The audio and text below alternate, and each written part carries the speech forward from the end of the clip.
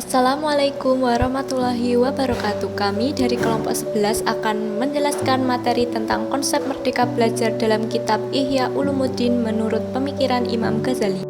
Pendidikan memiliki peran penting dalam membentuk kepribadian dan intelektualitas manusia. Di Indonesia, konsep merdeka belajar memberikan kebebasan kepada peserta didik untuk berkembang sesuai potensi dan minatnya, serta mendorong proses pembelajaran yang mandiri dan fleksibel. Konsep ini sudah dibahas sebelumnya oleh Imam Al-Ghazali, seorang cendekiawan muslim yang mengulas pentingnya etika belajar dan peran guru serta murid dalam pendidikan. Imam Ghazali menekankan bahwa ilmu adalah jalan menuju kebahagiaan dunia dan akhirat, serta bahwa pembelajaran harus didasari oleh kebebasan intelektual untuk mencari kebenaran. Dalam pandangan Islam, pendidikan juga mencakup pembinaan akhlak dan pengembangan spiritual yang memerlukan kebebasan belajar yang bertanggung jawab.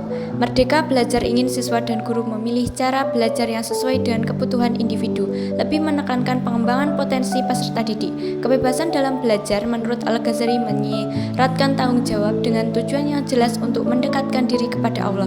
Konsep ini bertujuan menciptakan keseimbangan antara pengetahuan duniawi dan ukhrawi. Al-Ghazali menekankan pentingnya kebebasan murid untuk menemukan potensi, namun harus dipandu pengabdian kepada Allah. Guru berperan memberi bimbingan untuk mengarahkan kebebasan tersebut. Konsep merdeka belajar menurut pemikiran Al-Ghazali juga mengandung unsur-unsur esensial seperti 1. Niat dan tujuan pendidikan yang lurus, yaitu mencari ilmu demi mendekatkan diri kepada Allah, bukan semata kepentingan duniawi. 2. Kebebasan dalam menuntut ilmu. Siswa diberi kebebasan memilih jalur keilmuan sesuai minat dan bakat dalam bingkai tujuan syar'i. Ketiga, pendidikan karakter dan akhlak. Kebebasan intelektual harus disertai tanggung jawab moral. Pendekatan Al-Ghazali terhadap pendidikan menekankan keseimbangan antara kebebasan belajar dan pengembangan moral, sejalan dengan merdeka belajar.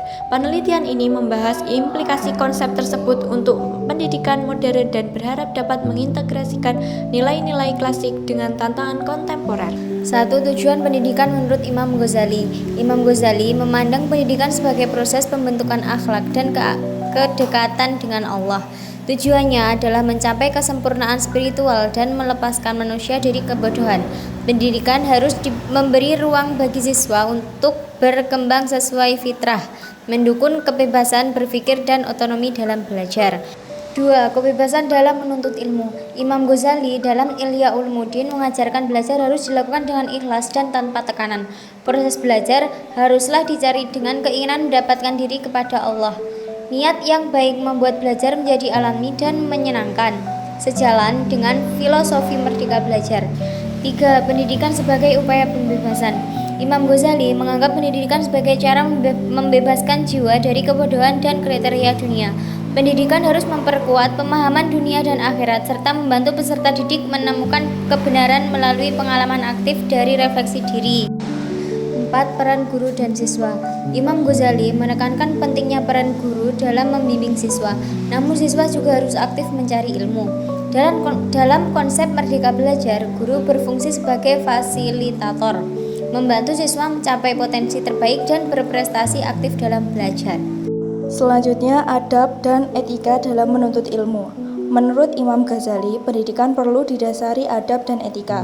Kebebasan belajar harus diiringi tanggung jawab dan penghormatan terhadap ilmu serta pengajarnya. Siswa bebas belajar, tetapi harus menjaga adab dan etika dalam hubungan dengan guru dan teman belajar. Keenam, metode pendidikan yang aktif.